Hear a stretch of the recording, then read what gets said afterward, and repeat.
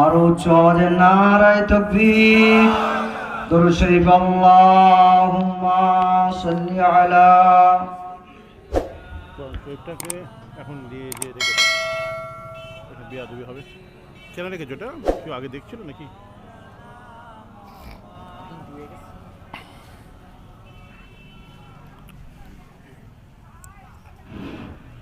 আসসালামু আলাইকুম। যে সমস্ত ভাইরা আশেপাশে ঘোরাফেরা করছেন, রাস্তার উপরে আছেন, বাড়ির ভেতরে আছেন, সকলে মেহেরবানি করে পাক মাহফিলে চলে আসুন। এই লাইটটা তো পোকা আসবে তো, চোখে লাগছে তো। এটা তোর জন্য পোকা এলে যদি গালে পোকা ঢুকে যায় না,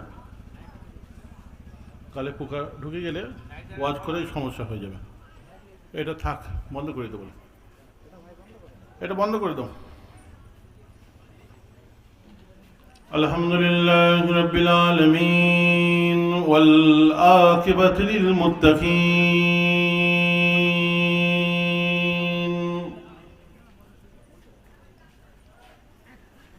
ওয়াসসালাতু ওয়াসসালামু আলা রাসূলিহিন নবিল কারীম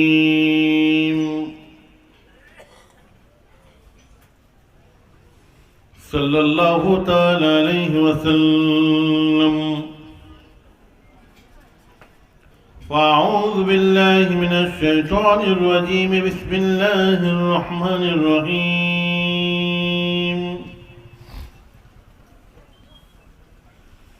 إن الله وملائكته يصلون على النبي يا أيها الذين آمنوا صلوا عليه وسلموا تسليما. اللهم صل على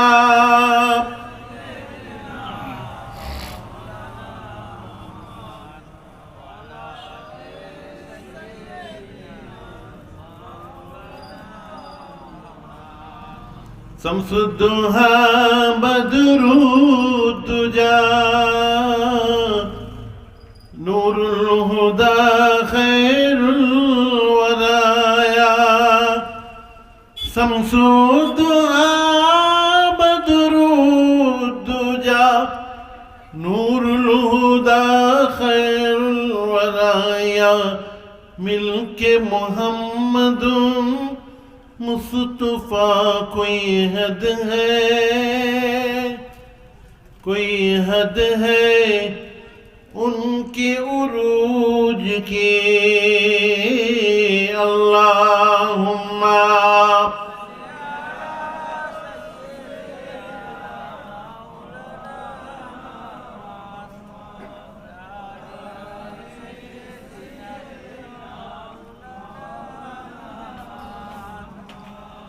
दुआ में कशन दी है पी के पैमाना मोहम्मद का सल्लल्लाहु अलैहि वसल्लम। दुआ में कशन दी है पी के पैमाना मोहम्मद का। क़यामत तक रहेगी आबाद मैं खानाए मोहम्मद का। अल्लाहुम्मा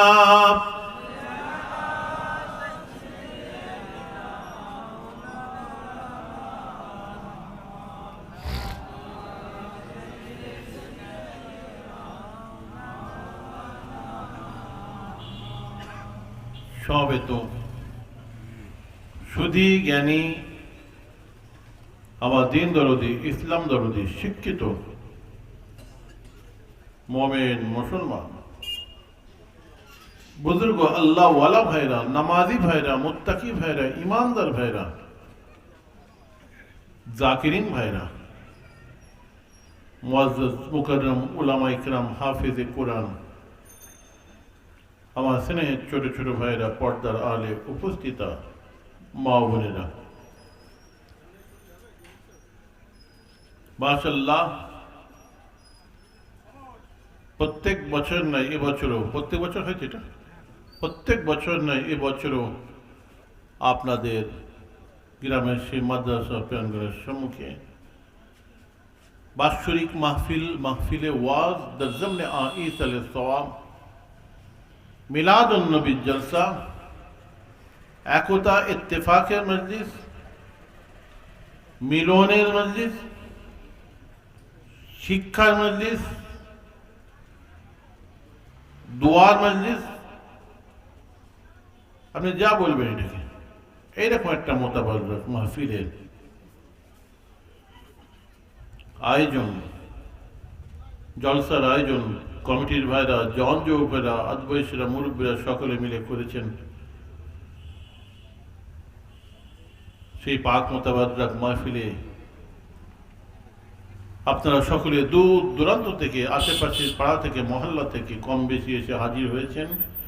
আমি গুনাহগার অদম, আমিও সেই ফুরফুরা শরীফ থেকে আপনাদের খেদমতে এসে উপস্থিত হয়েছি। আল্লাহ পাক আমাদের সকলকে এইরকম একটা মোতাবারক মাহফিলে বেহেশতের বাগানে বসার তৌফিক এনায়েত করেছেন। তার জন্য আল্লাহ দরবার শরীফে লাখো লাখো শুকরিয়া আদায় করি। সকলে বলুন আলহামদুলিল্লাহ।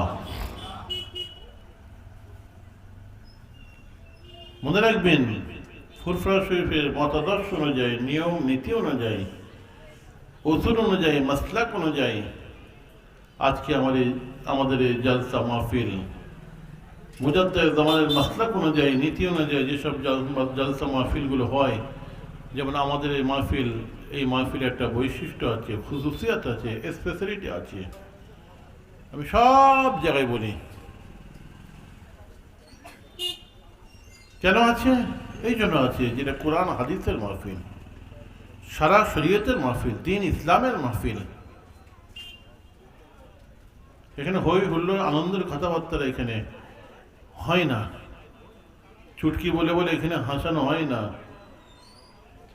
শিল্পীদেরকে নিয়ে এসে, গায়কদেরকে নিয়ে এসে গানের সুরে সুরে গজল এখানে হয় না, রাজনীতির বক্তাদেরকে নিয়ে এসে রাজনীতির কথাবার্তা, পলিটিক্যাল কথাবার্তা এখানে হয় না। এখানে আল্লাহ রাসূলের কথা হয়, কোরআন হাদিসের কথা হয়, দ্বীন ইসলামের কথা হয়। আল্লাহ নবীর 63 বছরের জীবনের আদর্শের কথা আপনাকে আমাকে শুনতে হবে, আখলাকের নবাবী তৈরি করতে হবে, নবীর মতন জীবন গঠন করতে হবে। আমাদের মধ্যে যে সমস্ত খারাপিগুলো আছে, নোংরাগুলো আছে কলবে, সেই সমস্ত নোংরাগুলোকে, খারাপিগুলোকে ভিতর থেকে বাইরে বার করতে হবে। সেই জন্য আজকে আমরা এখানে এসেছি, কিছু পাওয়ার জন্য, কিছু নেওয়ার জন্য, আমল করার জন্য এসেছি, শিক্ষার জন্য এখানে এসে বসেছি। আল্লাহ রাসূল বলছেন, জ্ঞানের জন্য, শিক্ষার জন্য যদি কেউ এখানে 1 ঘন্টা বসে, তো 1 ঘন্টা এখানে বসা সারা রাত নফল নামাজ পড়ার চাইতে বেশি সওয়াব হয়ে যাবে। বলুন সুবহানাল্লাহ। তাহলে সেই ধরনের আলাপ আলোচনা হতে হবে। আমি ইমরান সিদ্দিকী যদি আমার গল্প বলি খালি, তাতে তো সওয়াব হবে না। আমি মৌলানা সাহেব, আমি বক্তা, আমি হুজুর, আমি পীর সাহেব, আমি মৌলানা সাহেব যদি আমার গল্প বলি, আমার গল্প শুনে আপনাদের লাভ কি? আল্লাহ নবী 63 বছরের জীবনের আদর্শের কথা শোনেন, কোরআনের কথা শোনেন। আজকে আমাদের ভিতরটা বর্তমান সময়ে খুব খারাপ হয়ে গেছে। ভিতরটাকে ভালো করার সলিউশন কি আছে, উপায় কি আছে, সেটা শুনতে হবে আপনাকে আমাকে। আজকে আপনার আমাদের মধ্যে যে হিংসা আছে, এই হিংসা কি করে ভিতর থেকে যাবে? আজকে হিংসা আমাদের ইবাদত বন্দেগী আমলকে কুরে কুরে খেয়ে ফেলছে। আমার দাদাজান মুফতি আজম মির্জা হুজুর বলতেন, একটা শস্যে আপনার একটা ছুলা পরিমাণ যদি হিংসা মানুষের অন্তরে থাকে, তো নামাজ রোজা ইবাদত বন্দেগীকে জ্বলিয়ে পুড়িয়ে সারখার করে দেবে। আজকে আমাদের মধ্যে সেই হিংসা, অহংকার, গরম, ফকর, রিয়া, তাকাব্বুরি, আজকে হাসাদ, কেনা আমাদের মধ্যে আছে, জানোয়ারের খসলত। দুটো কুকুর মারামারি করে, দুটো মোরগ মারামারি করে, দুটো বিড়াল মারামারি করে, একজন একজনকে কই জানে মানে না তো। তারা মারামারি করে কিন্তু কই জানে মেরে ফেলে না তো মারামারি করতে করতে। কিন্তু আজকে মানুষ মারামারি করতে করতে একজন আরেকজনকে জানে মেরে ফেলছে, খুন করে দিচ্ছে, মার্ডার করে দিচ্ছে, গুলি করে দিচ্ছে, গলা কেটে দিচ্ছে। জানোয়ার জানোয়ারকে মারছে না, মানুষ মানুষকে জানে মেরে ফেলছে। আজকে সেই আমাদের মধ্যে যে হিংসা, রাগ, সেটাকে দমন করতে হবে। আজকে এমন একটা সময় এসে উপস্থিত হয়েছে, আজকে নিজের ছেলে বাপকে হিংসা করছে, বাপ ছেলেকে হিংসা করছে, চাচা ভাইপোকে হিংসা করছে, ভাইপো চাচাকে হিংসা করছে,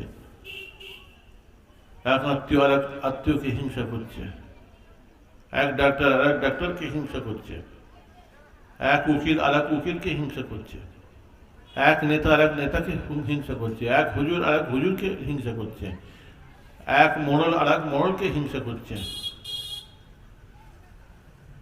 এক পীর সাহেব আর এক পীর সাহেবকে হিংসা করছে। আজকে সেই হিংসাটা কি করতে হবে? আমাদের ভেতর থেকে কি করে হিংসাটা যাবে? নামাজ পড়লে হিংসা যাবে না, রোজা রাখলে হিংসা যাবে না, কোরআন তেলাওয়াত করলে হিংসা যাবে না। এই জায়গাটাকে ঠিক করতে হবে। এখানে লা ইলাহা ইল্লাল্লাহ ধাক্কা মারতে হবে, কলবটাকে ঠিক করতে হবে। এই কলবটা খুব ভয়ানক নোংরা জিনিস। সবসময় এর খাসলত হচ্ছে, এর খাসিয়াত হচ্ছে সবসময় খারাপ দিকে যাবে, হারাম দিকে, নাজায়েজ দিকে যাবে। জঙ্গল থেকে যদি কোনো জানোয়ার, কোনো পশু যদি ধরে আনা হয়, তার মন কিন্তু জঙ্গলে পড়ে থাকে, খাঁচায় বেঁধে রাখলে খালি জঙ্গলে যেতে চাই। ওই রকম আমাদের এই কলবটাকে বেঁধে রাখতে হবে, কিন্তু সবসময় হারাম দিকে যেতে চাইবে। কলবের গলায় পীরের দরবারে যে রশি দিতে হবে, মুরিদ হতে হবে, কলবের গলায় রশি দিয়ে বাঁধতে হবে। আলা ওয়া ইন্না ফিল জাসাদি মুযগাতান ইযা সালাহাত সালাহাল জাসাদু কুল্লুহু ওয়া ইযা ফাসাদাত ফাসাদাল জাসাদু কুল্লুহু আলা ওয়া হিয়াল কলব। আল্লাহ নবী বলেছেন, মানুষের শরীরের মধ্যে একটা গোস্তের টুকরো আছে, ওই গোস্তের টুকরো যদি পরিষ্কার পরিচ্ছন্ন পাক সাফ হয়, তার নামাজ রোজা ইবাদত বান্দিগি আমল দেখাশোনা খাওয়া দাওয়া সব পরিষ্কার পরিচ্ছন্ন পাক সাফ হবে। আর ওই গোস্তের টুকরোটা যদি অপরিষ্কার থাকে, খারাপ থাকে, নোংরা থাকে, তার নামাজ রোজা ইবাদত বান্দিগি আমল সব অপরিষ্কার হবে, নোংরা হবে। আলা ওয়াহিয়াল কলব ওয়া মাসাবা, ওই গোস্তের টুকরোটার নাম হচ্ছে কলব। তাই পীরের আমাদেরকে বলে, বাবা কলবে ময়লা পড়ে গেছে, কলবের ময়লা পরিষ্কার করতে হবে। লা ইলাহা ইল্লাল্লাহ ধাক্কা মারো, জাব লাগাও। লা তামাল আবসারুহু ওয়ালাকিন্না তামাল কুলুবুল্লাতী ফিস সুদূর। আল্লাহ পাক কোরআন মাজিদের মধ্যে বললেন, বহু এমন আমার বান্দা বান্দি হবে, তাদের কপালের উপরে দুটো জাহিরি ভেটা ভেটা চোখ থাকবে। তাদের কপালের উপরে দুটো জাহিরি ভেটা ভেটা চোখ থাকা সত্ত্বেও তারা কিন্তু কলবের চোখের অন্ধ হবে। তাহলে আমাদের চোখ কটা? চারটে চোখ। কোরআনে আল্লাহ বলছেন, দুটো জাহিরি আর দুটো কলবের চোখ, দুটো বাতিনি, দুটো কুদরতি চোখ, দুটো নূরের চোখ। ইত্তাকু ফিরাশাতাল মুমিনি ফাইন্নাহু ইয়ানজুরু বিনূরিল্লাহ। আল্লাহ নবী বলেছিলেন, তোমরা হাক্কানি আলেমদের থেকে, হাক্কানি মানুষদের সঙ্গে যারা ফেরাসাতের মাকামের মানুষ যারা হয়ে গিয়েছে, তাদের সম্পর্কে মুখ সামলে কথা বলবে, তাদের ইত্তেবা করবে, কেননা তারা আল্লাহ নূরের ভিতর দিয়ে দেখতে পায়। নূরের ভেতর দিয়ে তারা দেখতে পায়। যদি কলবটা যদি পরিষ্কার থাকে না, তার দেখা শোনা খাওয়া দাওয়া ইবাদত বান্দিগি আমল সব পরিষ্কার হবে। ওইটা যদি অপরিষ্কার থাকে, সব অপরিষ্কার হবে। আর যদি এটা পরিষ্কার থাকে, সব পরিষ্কার হবে। এই জায়গাটাকে ঠিক করতে হবে। আপনাদের আমাদের অন্তরটা কলবটা ময়লা, আমাদের ঘরটা অন্ধকার। সাহাবায়ে কেরামদের কলবটা ছিল পরিষ্কার, তাদের ঘরে ছিল আলো, আমাদের ঘরে অন্ধকার। অন্ধকার ঘরে আলোর দরকার আছে। আপনার আমার নামাজটাকে কার্যকারী করার জন্য আপনাকে তরিকা মশ করতে হবে, বাতিনি ইলম শিক্ষা করতে হবে, জিকির করতে হবে। এই জিকির না করলে এই নামাজ কার্যকারী হবে না। আমি বলছি, আল্লাহ রাসূল বলছেন, কাম মিন কাইমিন লা ইয়াকুমু ইল্লা আশ-শাহর, কাম মিন সাইমিন লা ইয়াসুমু ইল্লা বিজ-জু'i। অনেক রাতের মধ্যে আছে ইল্লা যিমা। আল্লাহর নবী বলেছিলেন, বহু এমন নামাজি আছে সারা রাত জেগে জেগে তারা নামাজ পড়ে, কিন্তু আমি নবী বলছি নামাজ তাদের হয় না, রাত জাগাই সার হয়। আল্লাহ নবী আরো বলেছিলেন, বহু এমন রোজাদার আছে সারা মাস শুকিয়ে রোজা রেখেছে, গ্রামের মানুষ রোজা রেখেছে, কিন্তু আমি নবী বলছি রোজা তাদের হয় না, শুকিয়ে তাকায় সার হয়। এই বুখারী শরীফের হাদিস বলেছি। আল্লাহ নবী বলছেন নামাজ হয় না, রোজা হয় না। ব্যাপারটা কি? এই জায়গাটা গন্ডগোল হয়ে আছে। এই জায়গাটা না ঠিক করলে হবে না বাবাজি। আজকে এখানে লা ইলাহা ইল্লাল্লাহ ধাক্কা মারতে হবে।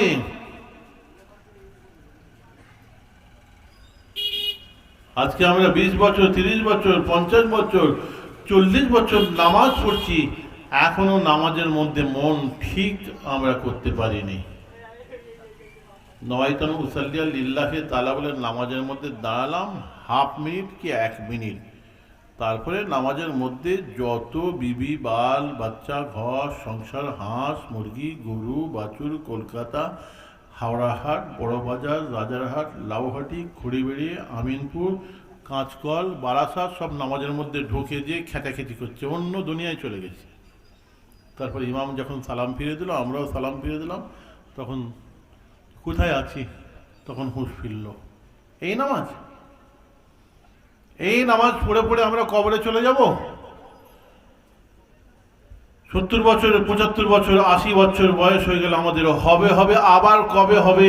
এক পা কবরে এক পা জমিনে, আবার কবে হবে?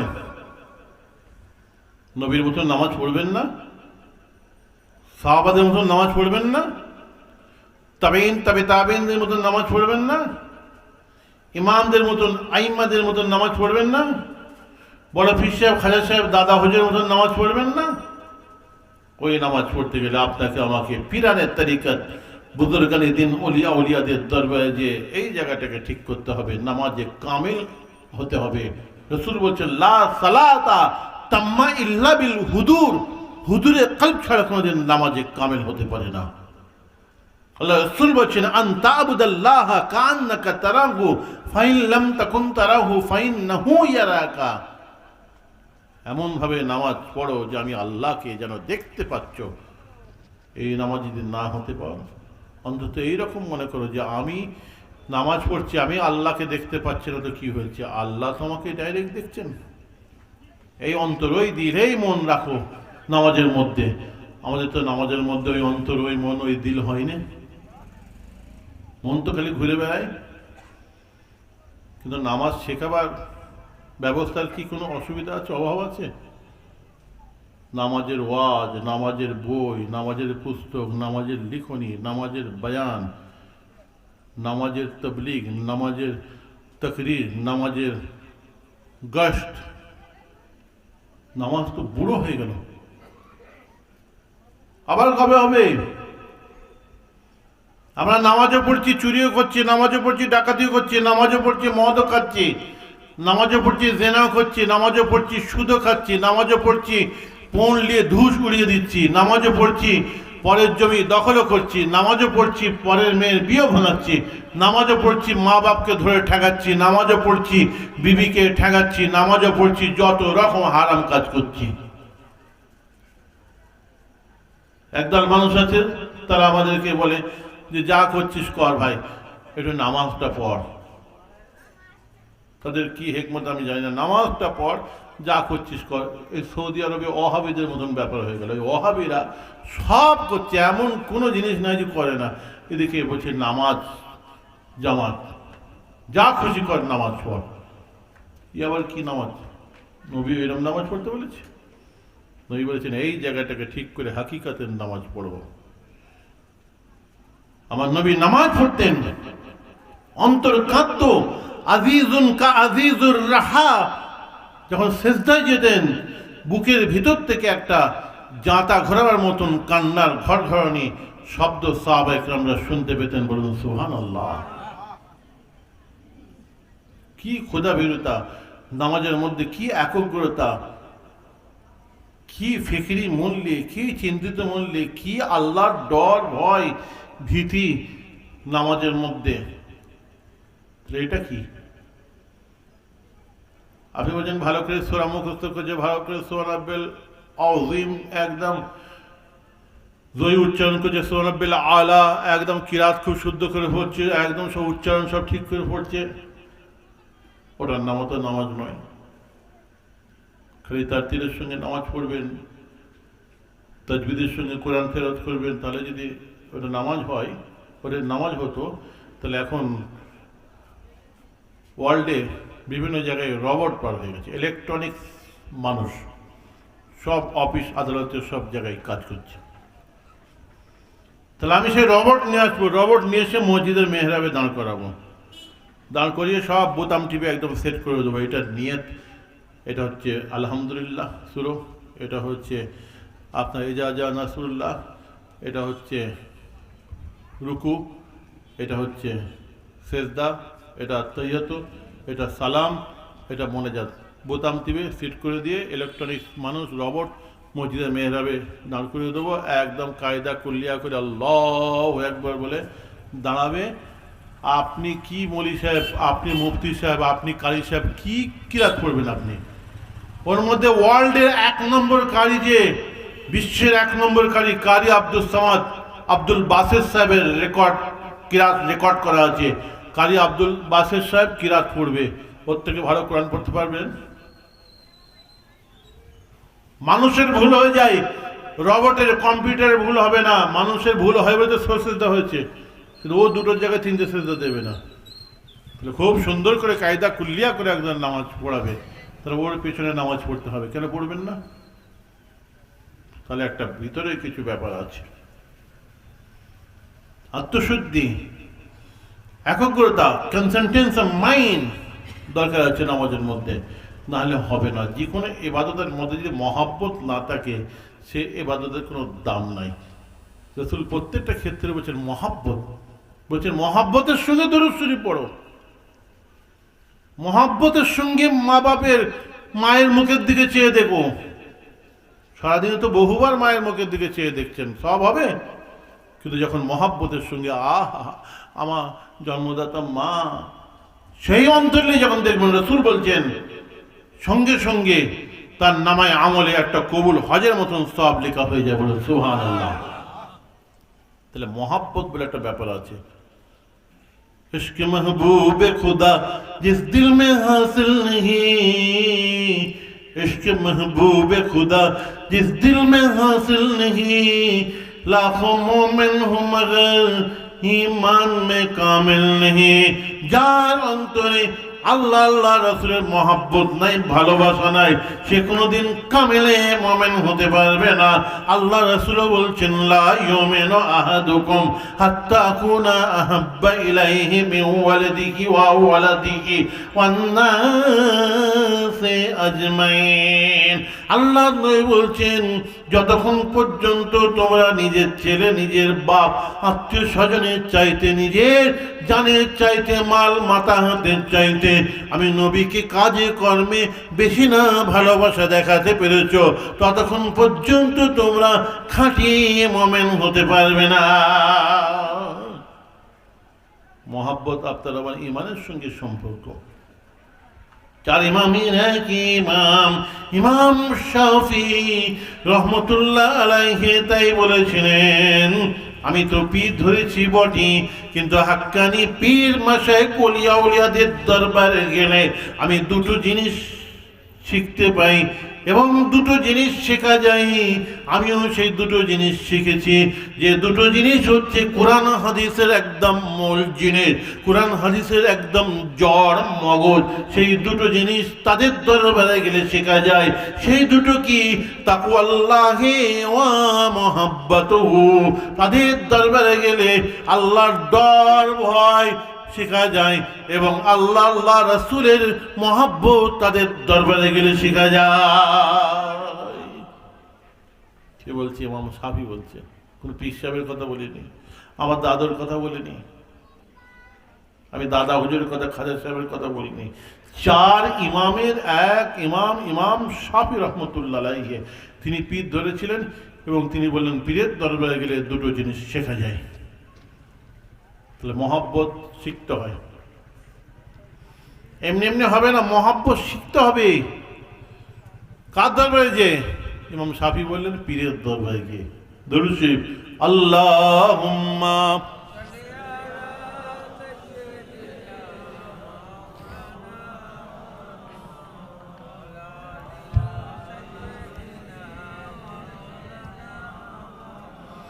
আল্লাহুম্মা সাল্লি আলা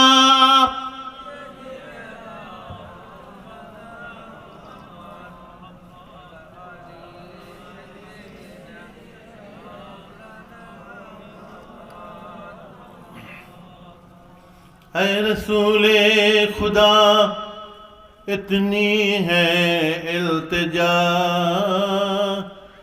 हम गरीबों को मदीना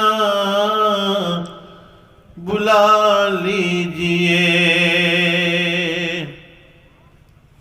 छोड़कर आस्था हम तो जाए कहाँ, अपने कमली में मुझको छुपा लीजिए।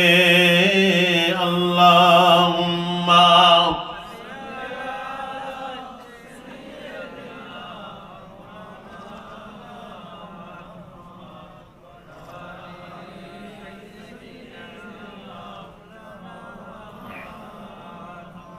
कब तक भटकता रहूंगा इस हिंद में, कब तक भटकता रहूंगा इस हिंद में, अपने दार के लिए मुझको बुला लीजिए। अल्लाहुम्मा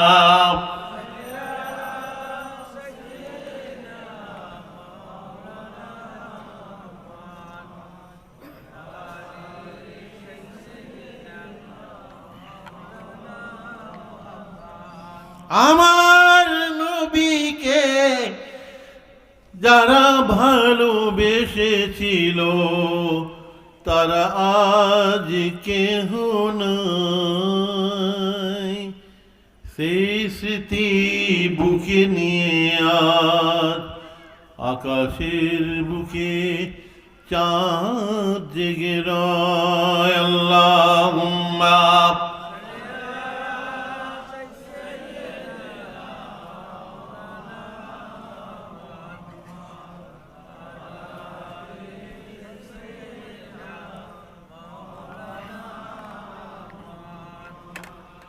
যারা নবীকে ভালোবেসেছিল তারা আজ কেউ আছে দুনিয়ায়? নেই, তারা সব কিতাবের মানুষ হয়ে গেছে, বইয়ের মানুষ হয়ে গেছে, আখিরাতের মানুষ হয়ে গেছে।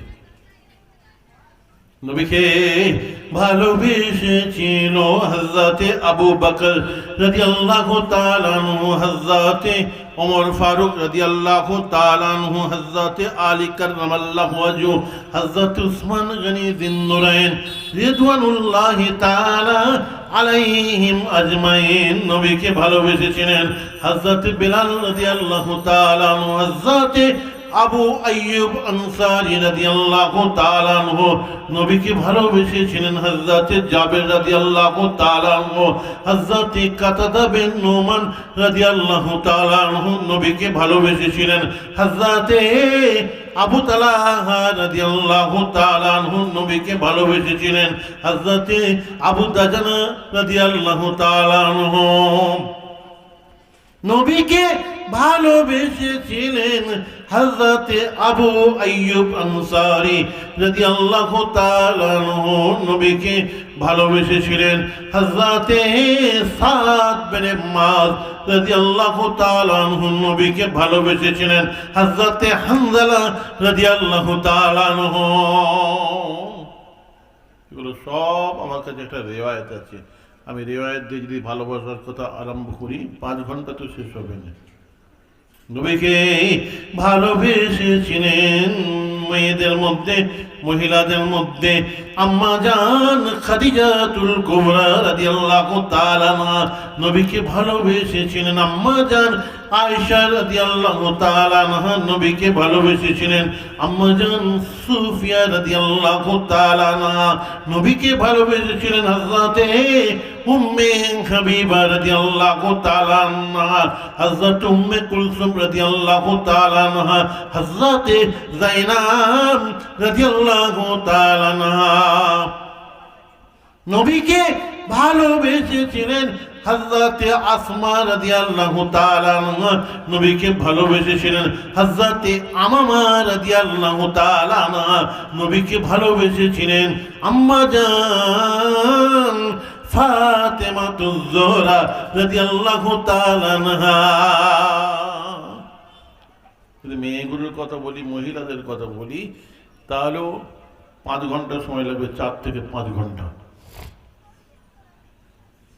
নবীকে ভালোবেসেছিল আকাশের চাঁদ, নবীকে ভালোবেসেছিল আকাশের সূর্য, নবীকে ভালোবেসেছিল গাছপালা তরুলতা আঞ্জাম আক্তার, নবীকে ভালোবেসেছিল মক্কা শরীফের পাথর কাকরগুলো, নবীকে ভালোবেসেছিল মসজিদের নববীর শুকনা খেজুর গাছের খুঁটিটা।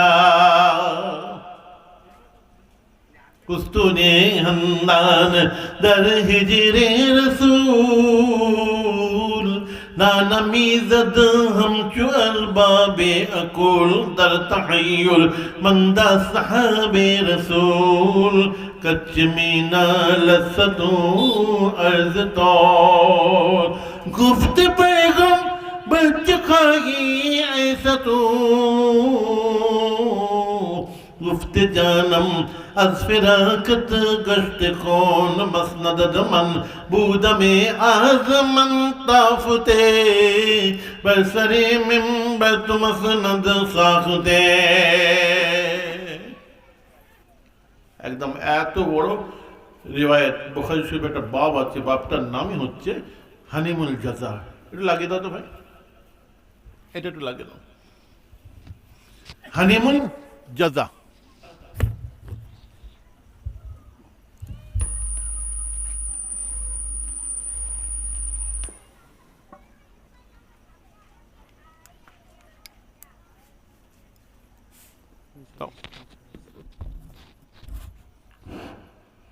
বাপটার নামই হচ্ছে হানিমুল জাযা। শুকনো খেজুর গাছের খুঁটি আল্লাহ নবীর সঙ্গে কথা বলেছিল। সব ভালোবাসার কথা যদি বলা হয় সারা রাত কেটে যাবে। আমি বলেছিলাম যে আপনার আমার ইমানের সঙ্গে আল্লাহ রাসূলের মহব্বত, ভালোবাসার সম্পর্ক। আল্লাহ নবীর সাহাবারা আল্লাহ নবীর মাথা চুল থেকে নিয়ে, আমার নবীর কপালের ঘাম পসিনা থেকে নিয়ে, আমার নবীর দাড়ি মোবারক থেকে নিয়ে, আমার নবীর জুব্বা মোবারক থেকে নিয়ে, আমার নবীর জুতো মোবারক পর্যন্ত ভালোবেসেছিলেন। নবীকে ভালোবেসেছিলেন হযরতে ইমাম হাসান, ইমাম হোসেন আলাইহিমা সালাতুস সালাম। আমার নবী নাতি ছেলে হযরত ইমাম হোসেন রাদিয়াল্লাহু তাআলা আনহু, হযরত আব্দুল্লাহ ইবনে ওমর রাদিয়াল্লাহু তাআলা আনহুর সঙ্গে দুজনে কাটাকাটি হচ্ছে। ওমর ফারুক রাদিয়াল্লাহু তাআলা আনহুর ছেলে আব্দুল্লাহ ইবনে ওমর, দুজনের কম বয়স, ছেলে বয়স, কথা কাটাকাটি হচ্ছে। হতে হতে কি কথা দিয়ে আব্দুল্লাহ ইবনে ওমরকে ইমাম হোসেন বলে ফেলেছে, তুমি বেশি পাকামো করো না তো, তুমি বেশি নাক দেখিও না, তুমি তো আমাদের গোলামের বাচ্চা, গোলাম বাবা, তোমার বাপ তোমার নানাজানের গোলাম, নানাজানের চাকর। সেন্টিমেন্টে লেগে গেছে। আল্লাহ নবী তখন দুনিয়ায় নেই, যে আমার বাপ হচ্ছে আরবের রাজা খলিফাতুল মুসলিমিন ওমর ফারুক, আমার বাপকে আমাকে বলে কেন গোলাম।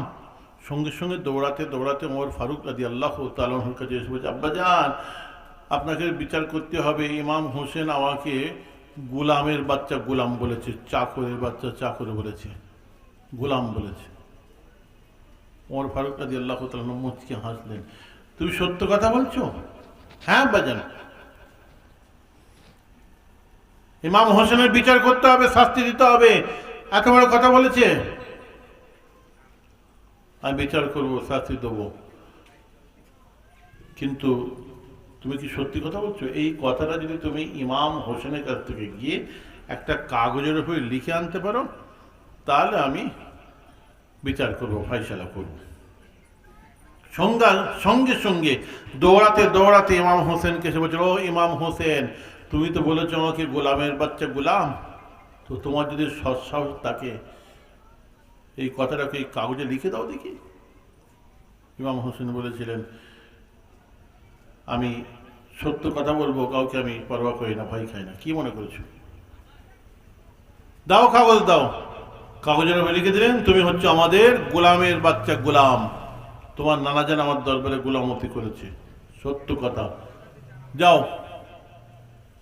কাগজটা নিয়ে হন্তদন্ত হয়ে আব্দুল্লাহ ইবনে ওমর ছেলে এসে এবার বাপের কাছে, ওমর ফারুকের কাছে এসে, আব্বাজান আপনি বলেছেন যে কাগজে লিখে আনলে বিচার করবেন, শাস্তি দেবেন, এই যে কাগজে লিখে এনেছে, দেখেন লিখে দিয়েছি গোলামের বাচ্চা গোলাম, এবার আপনাকে শাস্তি দিতে হবে, বিচার করতে হবে।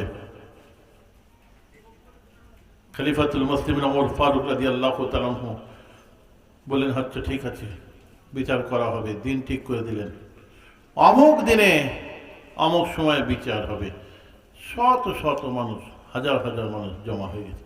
বাপ রে বাপ রে বাপ, যার কথায় আরবের জমিন কাঁপে, খলিফাতুল মুসলিমিন ওমর ফারুক রাদিয়াল্লাহু তাআলা আনহু, আল্লাহর নবীর নাতি ছেলে, ফাতেমার কলিজার টুকরা ইমাম হোসেনের সঙ্গে আজকে কি ব্যবহার করবে, কি আচরণ করবে, কি শাস্তি দেবে রে বাবা।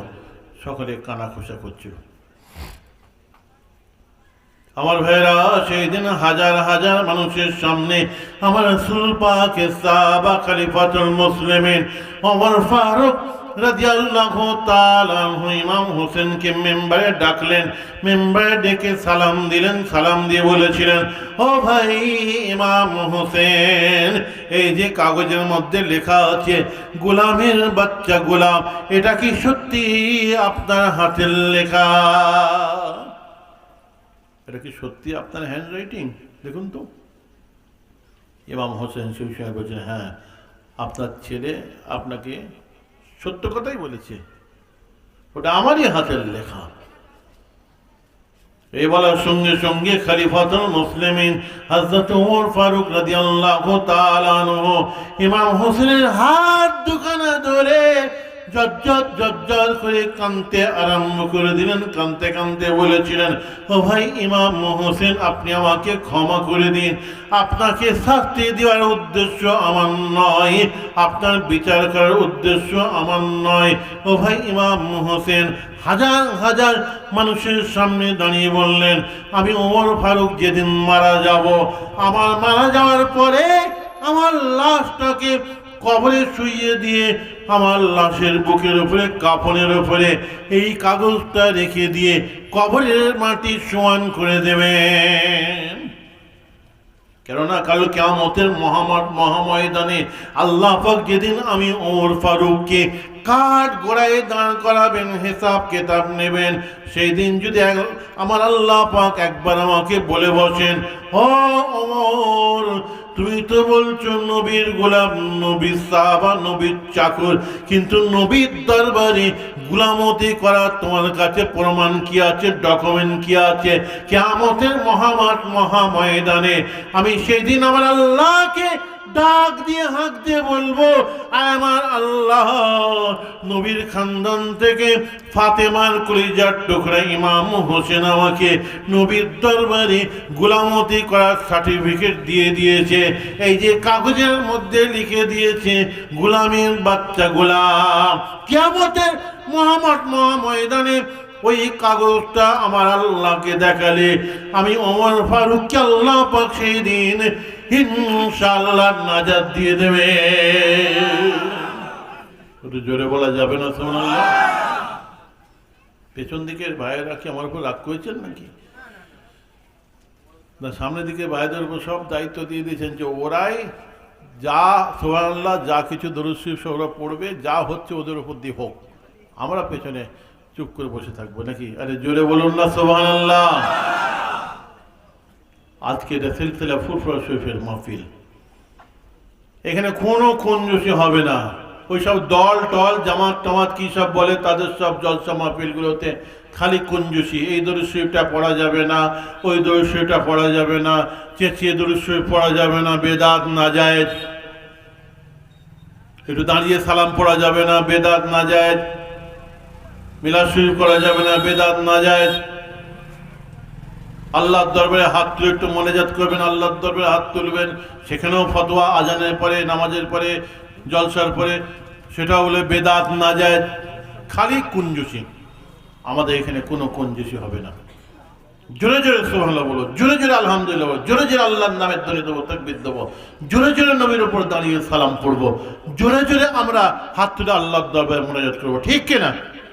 এটা হচ্ছে সিলসিলা ফুরফুরা মুজাদ্দিদ জামান দাদা হুজুর রহমতুল্লাহ আলাইহির সিলসিলার মাহফিল। এটা অন্য মাহফিলের সঙ্গে এক করলে হবে না। তাই বলছি, আল্লাহ আল্লাহ রাসূলের মহব্বতের কথা শুনে জোরে সুবহানাল্লাহ বলবেন। দুটো কাঁধের ফেরেশতা কিরামান কাতিবিন কিন্তু লিখছেন। আল্লাহ রাসূল বলছেন, আল্লাহ বলেন, যখন মানুষ ওয়াজের মাহফিলের দিকে যায়, যখন হেদায়েতের মাহফিলের দিকে যায়, যখন কোরআনের হাদিসের মাহফিলের দিকে যায়, আল্লাহ পাক প্রত্যেকটা মানুষ যখন হেঁটে হেঁটে যায়, প্রত্যেকটা পায়ে পায়ে 10টা করে সওয়াব, 10টা করে নেকি লিখতে থাকেন।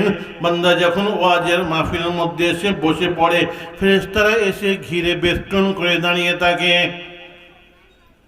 আল্লাহ পাক সেই সময় বলেন, ও আমার মালায়েকা ফেরেশতা, আমার বান্দা ওয়াজের মাহফিলের মধ্যে বসে আছে, তোমরা বেষ্টন করে কেন ঘিরে দাঁড়িয়ে আছো?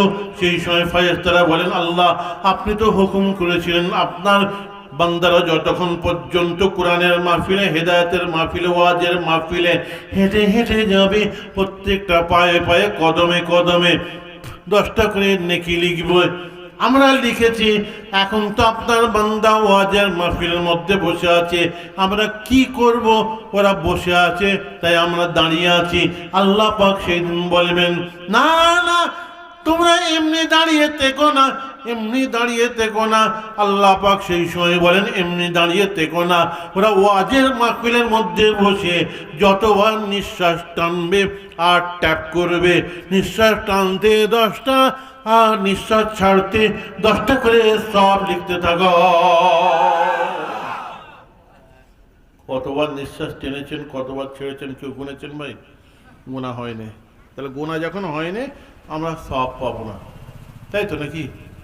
কিন্তু আমাদের কাঁধে দুটো ফেরেশতা আছে, আমরা না গুনতে পারি, কিন্তু কতবার আমরা টেনেছি আর কতবার আমরা ছেড়েছি, কাঁধের ফেরেশতা কিন্তু গুনে নোট করে রেখে দিয়েছে। অতএব আমরা সব পাবো। জোরে বলুন সুবহানাল্লাহ।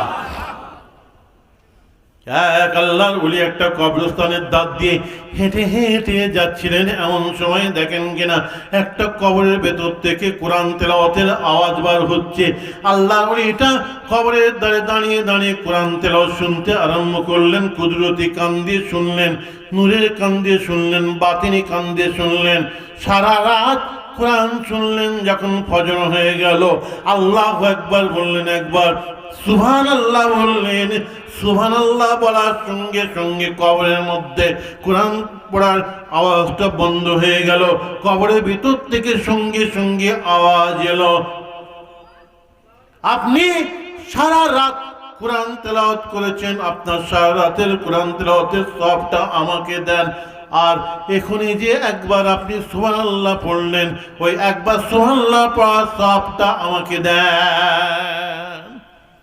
সারা রাতের কোরআন তেলাওয়াতের সবটা আপনি নেন, আপনার সুবহানাল্লাহটা আমাকে দেন। এ আল্লাহ বলি, বলছি এরকম উল্টো প্রস্তাব দিচ্ছেন কেন? আমার সারা রাতের আপনার সব দিয়ে আমার একবার সুবহানাল্লাহ পড়ার সব নিতে চাচ্ছেন? কবরের ভিতর থেকে সেই সময় আওয়াজ আসলো, আমি একজন হাফেজ মানুষ, প্রতিদিন আমি কবরের মধ্যে কোরআন তেলাওয়াত করি, সেই অভ্যাস অনুযায়ী আজকেও আমি কবরের মধ্যে সারা রাত কোরআন তেলাওয়াত করেছি। আল্লাহ পাক আমাকে একটাও নেকি দেন নাই, একটাও সওয়াব দেন নাই। আর আপনি যে এখনই একবার সুবহানাল্লাহ বললেন দুনিয়ার বুকে, এই একবার সুবহানাল্লাহ পড়ার দরুন আল্লাহ পাক আপনার নামায় আমলে এত সওয়াব, এত নেকি ইনায়েত করেছেন। এই জমিন আসমানের নিচে যতটা জায়গা ফাঁকা আছে, এতটা জায়গা আল্লাহ পাক আপনার জন্য সওয়াবের দ্বারাই পরিপূর্ণ করে দিয়েছে। মারা যাওয়ার পরে আমলের দরজা আল্লাহ পাক বন্ধ করে দেন। তাই ও অত কোরআন তেলাওয়াত করতে সওয়াব হচ্ছে না। মরে গেলে যতই তখন আপনি নামাজ পড়েন আর কোরআন তেলাওয়াত করেন, রোজা রাখেন, কাজে আসবে না। দুনিয়াতে একবার সুবহানাল্লাহ বলছে এত সওয়াব ও নিতে চাচ্ছে। মানুষ যখন সমুদ্রতে হাবুডুবু খায়, একটা কুটি থাকে তো কুটি ধরতে চাই, সেরকম অবস্থা। ও অত দরুদ শরীফ, অত কোরআন তেলাওয়াত, অত ইবাদত, অত নামাজ পড়ছে, সওয়াব হচ্ছে না। একবার সুবহানাল্লাহ পড়ে এত সওয়াব, সেটাকে ধরতে চাচ্ছে। তা আল্লাহ রাসূল বলছেন, আর দুনিয়া মাজরাতুল আখিরা, দুনিয়াটা হচ্ছে আখিরাতের পুঁজি জোগাড় করার জায়গা। এখানে পুঁজি জোগাড় করে নাও। পুঁজি মানে আমার তো মনে করি টাকা পয়সা। পুঁজি মানে কি টাকা পয়সা? না, আখিরাতের পুঁজি মানে নেকি সব। 1 ঘন্টার জন্য বাড়ি থেকে আপনি বাইরে বের হন, খালি পকেটে কেউ যান না, পকেটে অন্তত 50 টাকা হলেও থাকে। যখন আপনি কলকাতায় যান একটু বেশি পুঁজি থাকে, দিল্লিতে যান বেশি পুঁজি, আরো দূরে চলে যান বিদেশে আরো বেশি পুঁজি। আজকে শত শত মাইল নয়, হাজার হাজার মাইল নয়, লক্ষ লক্ষ মাইল নয়, কোটি কোটি মাইল দূরে আপনি আমি চলে যাব, বিনা পুঁজিতে যাওয়া যাবে? তো রাসূল বলছেন এটা হচ্ছে আখিরাতের পুঁজি জোগাড় করার জায়গা। রাসূল তাই বলছেন এটা হচ্ছে বেহেশতের বাগান। মা বাইনা বাইতি ওয়া মিম্বারি রাউযাতুম মিন রিয়াজিল জান্নাহ। আল্লাহ নবী বলেন, আমার ঘর, আমার হজ্জা শরীফ থেকে মসজিদ নববীর মেম্বার আর মাঝখানে যে খালি জায়গাটা আছে, এই জায়গাটা হচ্ছে বেহেশতের বাগান। বলুন সুবহানাল্লাহ। আর এই মজলিসের কথা অন্য রিওয়ায়াতের মধ্যে আল্লাহ নবী বলেছিলেন, দুনিয়ার বুকে যেখানে বেহেশতের বাগান হবে, জান্নাতের বাগান হবে, সেইখানে গিয়ে তোমরা ফল খাবে। সাহাবারা বললেন, ওমা রিয়াজিল জান্নাহ, দুনিয়ার বুকে আবার বেহেশতের বাগান কোথায়, আবার ফল কি? হুজুর কথাটা বুঝতে পারলাম না। আল্লাহ নবী সেই সময় বলেছিলেন, দুনিয়ার বুকে এই ওয়াজের মাহফিলটা হচ্ছে বেহেশতের বাগান। কোরআনের মাহফিলটা হচ্ছে বেহেশতের বাগান, হাদিসের মাহফিলটা হচ্ছে বেহেশতের বাগান। ফল খাওয়া মানে ওইখানে যে নেকি কেনো, সওয়াব কেনো, আখিরাতের পুঁজি জোগাড় করো। তাই বলছি,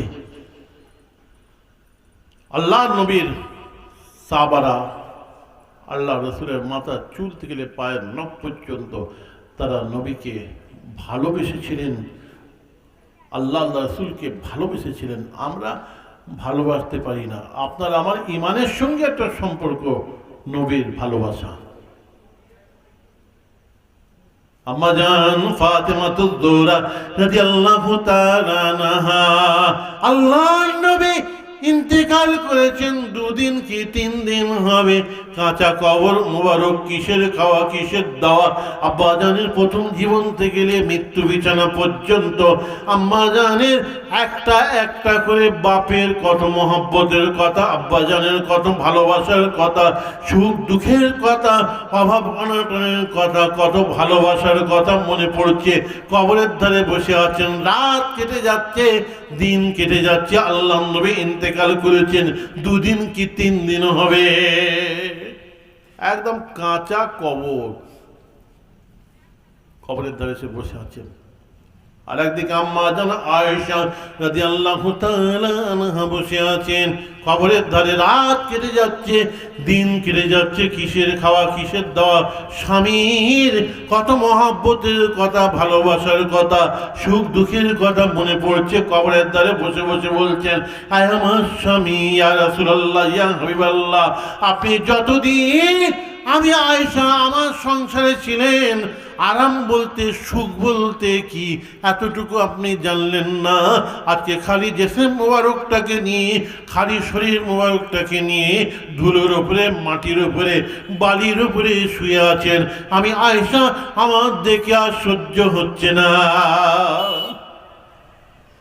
আম্মা জান ফাতেমাতুজ জোহরা রাদিয়াল্লাহু তাআলা আনহা বাপের কবরের, কাঁচা কবরের দিকে চেয়ে কত মহব্বতের কথা, ভালোবাসার কথা মনে পড়ছে। তারিখুল হামিদ বলে একটা কিতাব আছে, তার মধ্যে লেখা আছে, হঠাৎ থাকতে পারলেন না, আব্বা জানের কাঁচা কবরের মধ্যে একটা হাত ঢুকিয়ে দিলেন। একটা হাত ঢুকিয়ে দিয়ে আব্বা জানের কবরের এক মুঠো কাঁচা মাটি নিয়ে আসমানের দিকে তুলে ধরে নিজের তরফ থেকে বানিয়ে দেন দেন আরবিতে 4 লাইন কবিতা পড়েছিলেন। মা জাআলা মান শাম্মা তুরবাতা আহমদা আল্লাহ ইয়াশুম মাদিজ জামানে গাওয়ালিয়া সুব্বাত আলাইয়া মাসাইবুল লাউ আন্নাহা সুব্বাত আলাল আইয়ামে সিরনা লায়ালিয়া। আম্মা জান ফাতেমাতুজ জোহরা রাদিয়াল্লাহু তাআলা আনহা সেদিন আব্বা জানের কবরের মাটি নিয়ে বলেছিলেন, দুনিয়ার মানুষ, জগতের মানুষ, আজকে 3 দিন হয়ে গেল আমার আব্বা জান আমাকে ছেড়ে চলে গেছেন। আল্লাহর ডাকে সাড়া দিয়ে আমার আব্বা জান ইন্তেকাল করেছেন। 3 দিন হয়ে গেল। আজকে আমি ফাতেমা, আমার কত বড় কষ্ট, কত বড় ব্যথা, কত বড় বেদনা এসেছে। দুনিয়ার মানুষ, তোমরা জানো না, এই কষ্ট যদি আজকে দিনের আলোর উপরে আসতো, দিনের আলো অন্ধকার হয়ে যেত। আর আমার হাতের মুঠোর মধ্যে আমার আব্বা জানের কবরের এক মুঠো মাটি আছে। এই মাটির যে আল্লাহ পাক কি ফজিলত, কি দরজা, কি মর্তবা ইনায়াত করেছেন, দুনিয়ার মানুষ তোমরা মোটি জানো না। এই মাটিটা যদি একবার তোমরা নিজের নাকের কাছে ধরো, দুনিয়ায় কোনোদিন মেশকাম বা আতর বা কোনো খুশবু তোমাদেরকে শুঁকতে ভালো লাগবে না। কি মহব্বত, কি ভালোবাসা, কি তাদের প্রেম ভালোবাসা শিখতে হয়। কে বললেন? ইমাম শাফি রহমতুল্লাহ আলাইহি। ভালোবাসা শিখতে হয়, এমনি এমনি হবে না। যান চলে যান মেদিনীপুরে, দাদা হয়ে কেবল খলিফা শুয়ে আছেন হযরত শাহ সুফি আব্দুল মাবুদ সাহেব রহমতুল্লাহ আলাইহি। মেদিনীপুরে যেখানে আমাদের 8 পোস্টের দাদা শুয়ে আছেন হযরতে শাহ সুফি হাজি মোস্তফা মাদানী সাহেব রহমতুল্লাহ আলাইহি, যার নামে মেদিনীপুর জেলা, ওটা মাদানীপুর ছিল, এখন মেদিনীপুর করে দিয়েছে। উনি মদিনা শরীফ থেকে এসেছিলেন বলে তাই ওনাকে মাদানী বলা হতো, মোস্তফা মাদানী। এখন ওটাকে মেদিনীপুর করেছে, মাদানীপুর ছিল। ওইখানে দাদা হুজুর খলিফা সুফি আব্দুল মাবুদ সাহেব ওখানে শুয়ে আছেন। তারা একটা লেখা বই আছে, বইটার নাম হচ্ছে দেওয়ানে বেদিল, সেই বইয়ের মধ্যে তিনি লিখেছেন কবিতার মধ্যে যে আমি আব্দুল মাবুদ যেদিন মারা যাব, আমার মারা যাওয়ার পরে আমার লাশটাকে কবরে শুইয়ে দিয়ে আমার লাশটাকে কবরে শুইয়ে দিয়ে আমার লাশের মুখটাকে কেবলার দিকে না করে ফুরফুরা শরীফের দিকে করে দেবে। আল ফতোয়া আলা জাহিরি, ফতোয়া সবসময় জাহিরের উপরে হয়। আলেম ওলামারা কানা খোসা করতে আরম্ভ করলো, হুজুর কথা যেন কেমন কেমন লাগছে, কেবলার দিকে মুখ না করে ফুরফুরার দিকে। মন্ত্রী হাল্লাজ আনাল হক বলেছিল, জাহিরি আলেমরা বলেছিল মন্ত্রী হাল্লাজ কাফের হয়ে গেছে, ঠিক কিনা? মনসুরে হাল্লাজ আনাল হক গশত পশত, ফিরআউন আনাল হক গশত পশত। মনসুরে হাল্লাজ আনাল হক বলে চিরতরে বেহেশতবাসী হয়ে গেল, জান্নাতবাসী হয়ে গেল।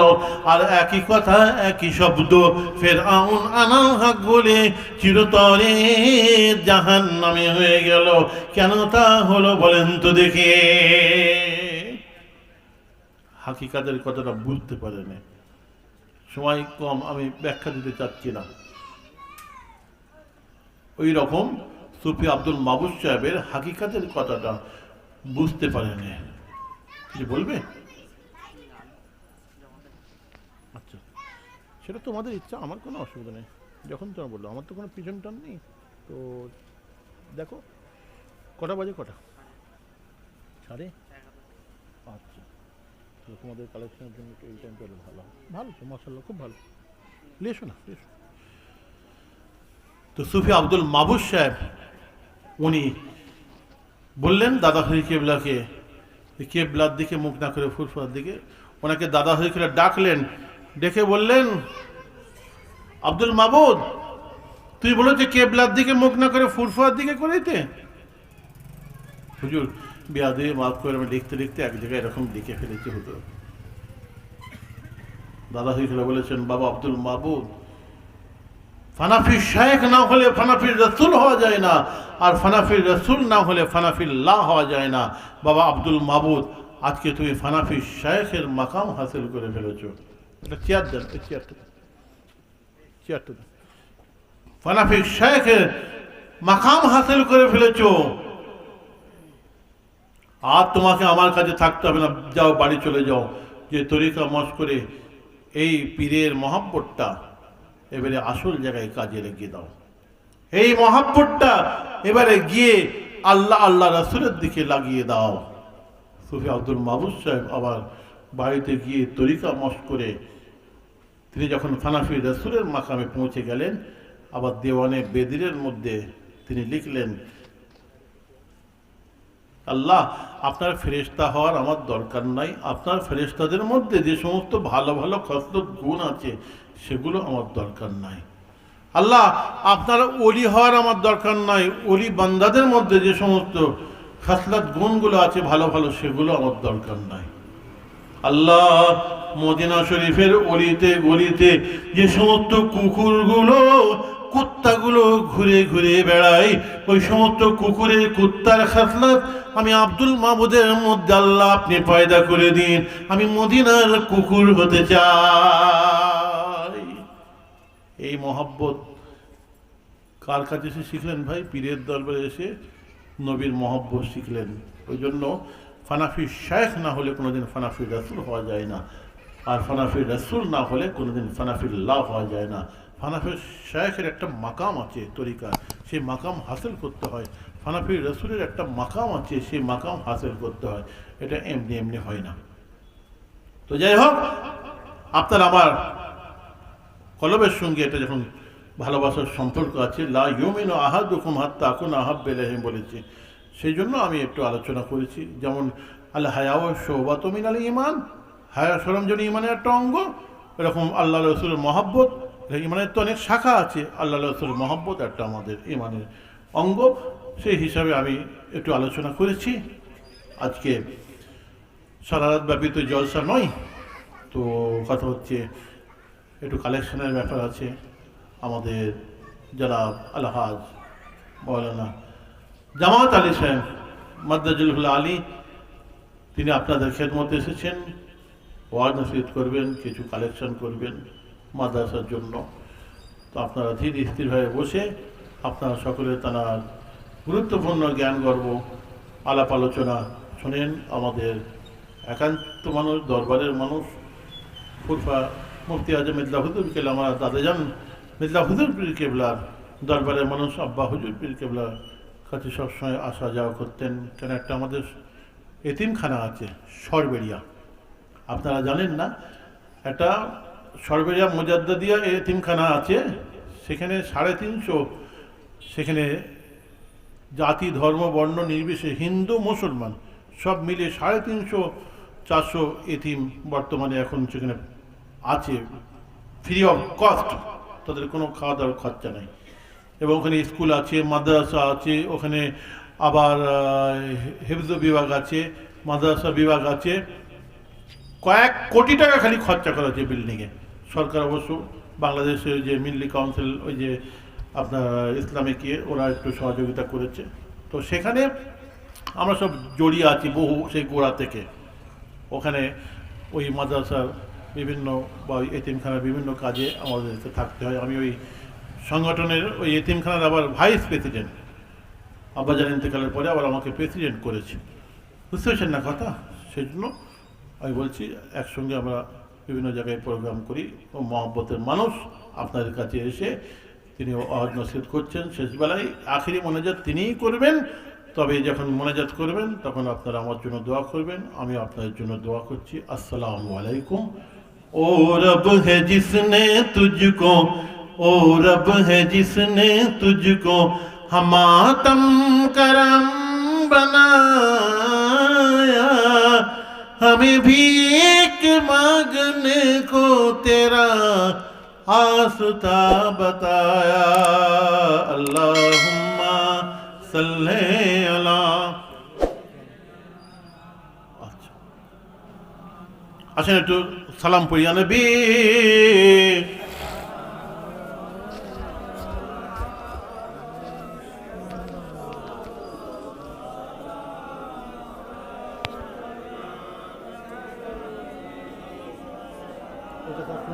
দেরি হয়ে যাবে, এটাকে খুলতে পারে না, নিচ হয়ে যাবে।